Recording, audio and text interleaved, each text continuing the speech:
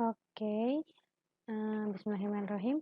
Today class nanti saya akan bahas mengenai basicnya banget kali ya dari momen inersia. Oke, di sini saya akan bahas dulu terkait dengan definisinya seperti apa. Jadi kalau secara teori, inersia itu ukuran resistansi terhadap suatu percepatan angular. Karena basicnya itu rumusannya kan ini. M sama dengan inersia dikalikan dengan percepatan angularnya. Nah, ukuran resistansi ini tuh sama kayak ketika kalian pakai basic gaya itu adalah massa dikalikan dengan percepatan. Jadi dia adalah ukuran resistansi dari si percepatannya. Gitu. Oke. Kalau misalnya secara harfiah, sebenarnya definisinya itu momen kedua. Momen kedua tuh ya bukan momen pertama jelas ya. Momen kedua terhadap sumbu dari sebuah elemen massa diferensial dari massa, makanya saya kasih logo di situ dm yang membentuk benda itu. Ini diambil dari Hibbeler tahun 1997. Nah, kalau bisa dibilang sama kita mah momen inersia itu adalah momen yang paling kecil dari suatu partikel benda tuh yang membentuk suatu benda gitu. Jadi kalau kalian punya kue bolu gitu segede gitu, kalian partisi jadi kecil sampai momen yang paling kecil, itu bisa dikatakan sebagai bagian partisi inersianya. Oke, saya lanjut ya. Rumusan umum dari inersia itu sebenarnya ini rumus yang paling umum. Momen inersia adalah integral dari R kuadrat dA. Oke, dengan keterangannya I itu momen inersia ya jelas, satuannya meter pangkat 4. Kemudian R itu adalah jarak dari elemen luas ke sumbu yang ditinjau. Harus diingat ya, inersia itu basicnya berdasarkan sumbu tinjauan. Jadi kalau nggak ada sumbu tinjauan, kita nggak tahu sebenarnya dia dari mana, kayak gitu. Kemudian yang terakhir, dA adalah elemen luas. Luasnya seperti apa dengan satuan meter kuadrat. Oke. Kita mulai aja ya. Saya punya contoh di sini. Kalau seandainya yang ditanyakan itu adalah inersia penampang segi 4 yang, sumbu tinjaunya, sumbu X, sumbu Y, dan sumbu Z kayak gimana.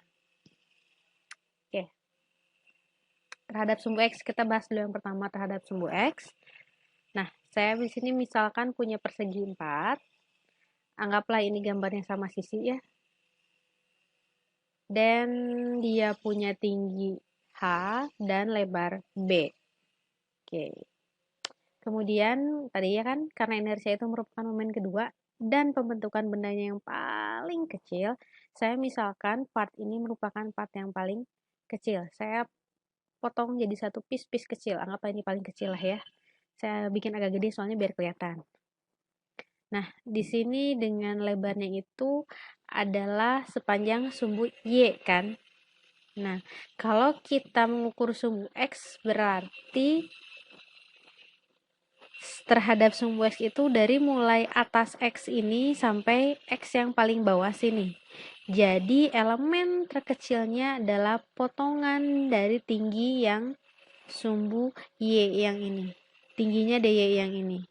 Oke, maka nanti sehingga elemen luasnya menjadi besar B. B luas itu kan lebar kalikan panjang.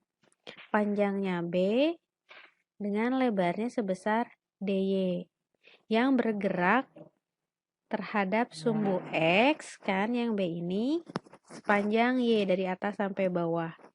Nah, berarti nanti integralnya adalah dari atas sampai bawah, titiknya yang di sini berarti kalau ini H bagi 2 ke atas bagi 2 ke bawah, maka ini jadi H per 2 positif dan ini H per 2 negatif.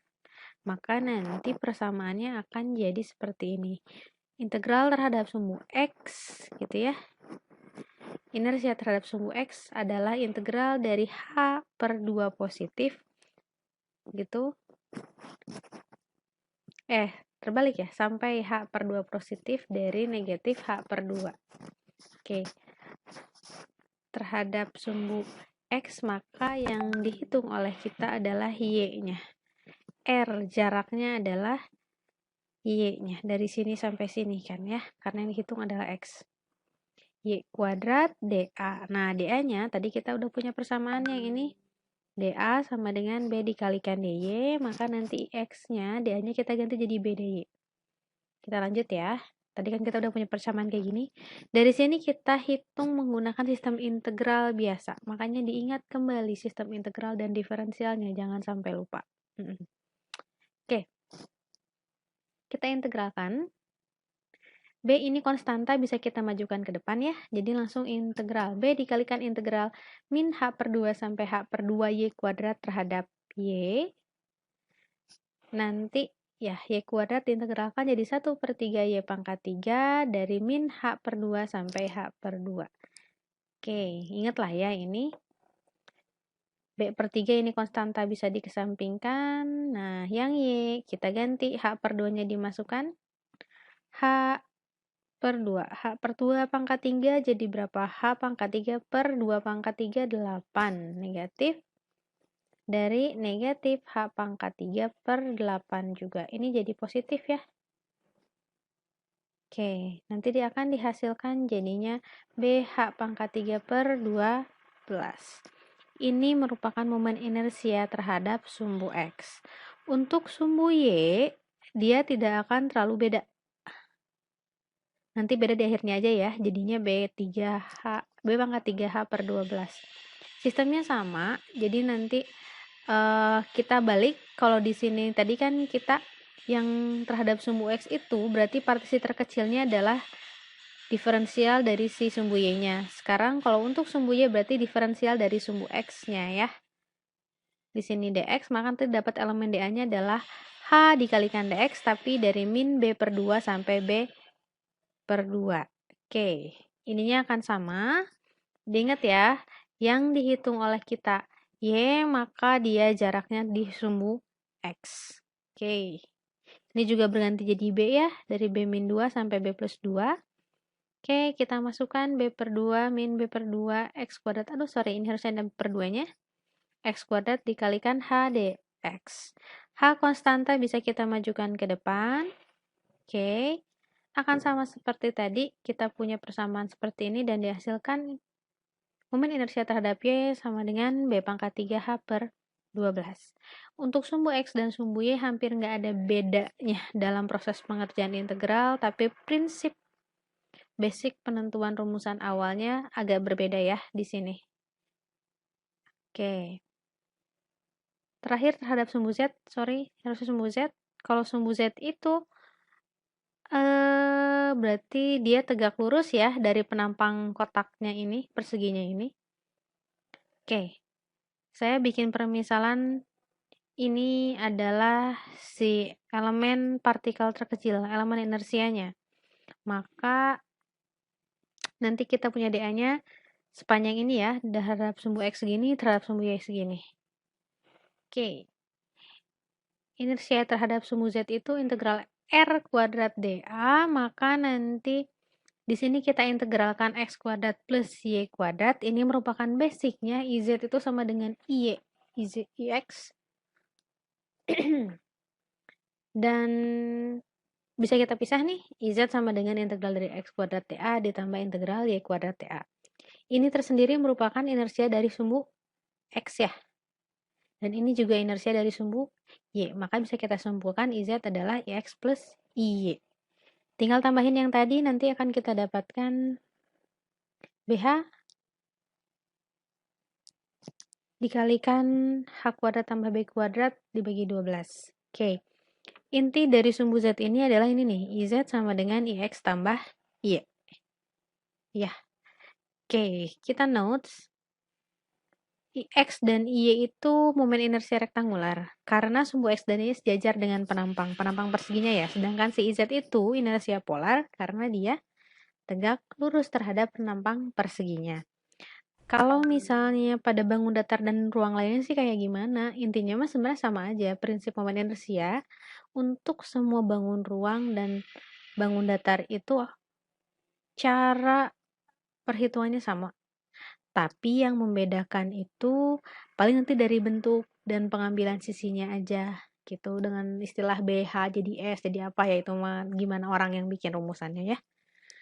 Tapi kalau untuk praktik kita ke depan, yang perlu diingat bahwa inersia penampang itu kita kalau kalian googling pun udah banyak yang memberikan tabel-tabel jadi dari inersia polar dan inersia penampang. Yang kita selalu gunakan sampai sekarang dalam perhitungan di mechanical design itu adalah inersia polarnya ya, bukan inersia rektangular. Yang kita gunakan adalah inersia polarnya. Kita langsung udah bisa pakai. Bahkan udah keluar rumusannya, jadi kalian nggak perlu khawatir, tapi kalian harus tahu basic analisisnya, kenapa sih inersia itu bisa dapat rumus seperti ini. Nah, gitu. Oke, jadi kedepannya nanti kalian bisa coba-coba sendiri untuk bangun datar yang lain, kayak lingkaran, persegi panjang, segitiga, atau segi lima. Mangga, silahkan deh coba. Yang jelas basicnya adalah seperti ini. Oke, this is the end session. Oke, sesi terakhir dari pertemuan kita. Terima kasih ya, semoga bermanfaat. Semoga kita semua dalam keadaan sehat selalu. Assalamualaikum warahmatullahi wabarakatuh.